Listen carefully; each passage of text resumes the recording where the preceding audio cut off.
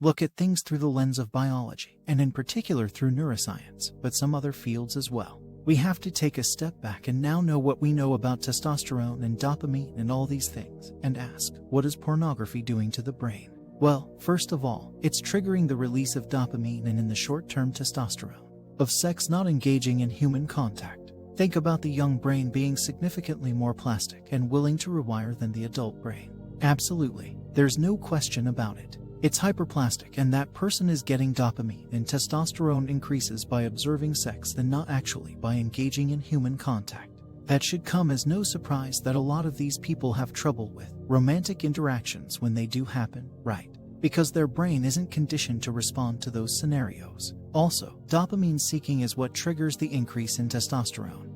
But as we just talked about, it is with repeated dopamine or triggering new dopamine release, it starts getting diminished. So pretty soon that behavior is not causing the release of testosterone. Now people are just doing it compulsively to try and get some little droplet of dopamine there out of their brains. I think that porn and the availability of porn is a real detriment to the development, especially to the developing brain. Yeah, it's also anxiety-less compared to dating and relationships where people are vulnerable on both sides and have to negotiate things like consent, timing, communication, and all the things that are hard to do but are essential to do. That's the key. Pornography is serious. There's also a whole aspect of pornography, which is that if people are pursuing pornography and they're not pursuing relationships, there is the potential that they reach their 20s and 30s and they are truly dysfunctional in terms of procreation.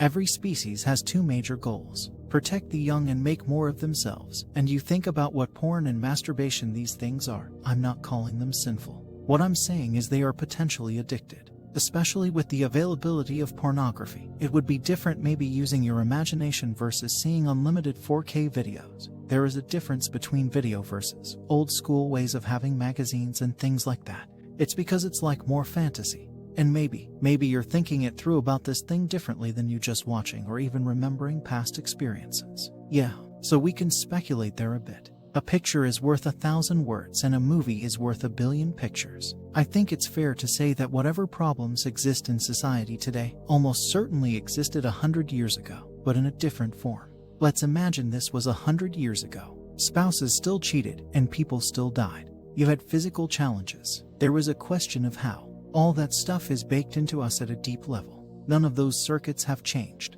It's just the circumstances that trigger them to change. So I think that 100 years ago, it wasn't cell phones, but you can bet that there were other forms of pornography. I think that what's healthy in this domain has never really been defined. This is one of the challenges. We know what an eating disorder is, but what's healthy eating? Where do you draw the line? I think given this, the general theme is that relationships are healthy, friendships are healthy, romantic relationships are healthy, and anything that inhibits the pursuit and functioning of healthy relationships is where you have to start saying, wait for a second. Is this behavior getting in the way? So, we just have to be careful. In a time we are overwhelmed with powerful images of increasing intensity, that's when we start getting into dopamine depletion.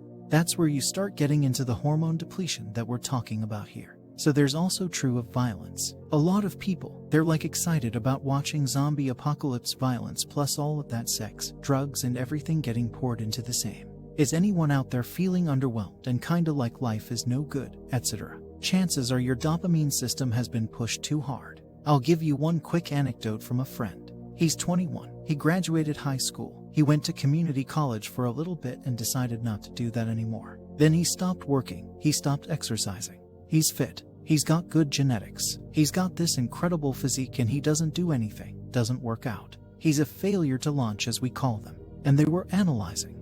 Does he have ADHD? And he heard someone talk about dopamine depletion. And he called me and he said, I'm gonna do it. 1 month, no video games, no phone, no nothing. He's 25 days in and he's running again. He's lifting again. He's heading back to work again. And this was somebody who thought he had ADHD. Now there are people with ADHD out there, but what happened was he was dopamine depleted, so he couldn't concentrate. He didn't care about anything. So the phone and just living in this constant stream of movies that are stimulating on YouTube and everything else. Here's what I tell myself: shut that valve so that I can continue to enjoy it. Right, it's like gorging yourself with tomahawk steaks. They're delicious, but unless you've been fast all day, you're not gonna eat 9 of them.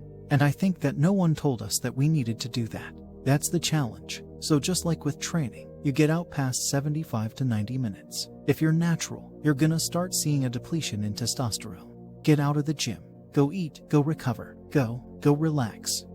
Understand what you're doing. It's like your pre-workout 1 scoop. The first time you feel like you can jump over a building. 2 scoops. The next time, pretty soon you're taking 4 scoops of that and 4 espresso, and you're kind of sitting in the parking lot texting on your phone feeling lazy. Well, what's going on? Well, your dopamine is depleted. The body is informing the mind whether or not there's abundance. The brain and the body like to coordinate all the good stuff that testosterone does. Like the desire to mate, the desire to work when there's abundance. When you're depleted, it's like your bank account is drained and your body and brain are smart. It's saying you cannot go spend because you don't have any savings.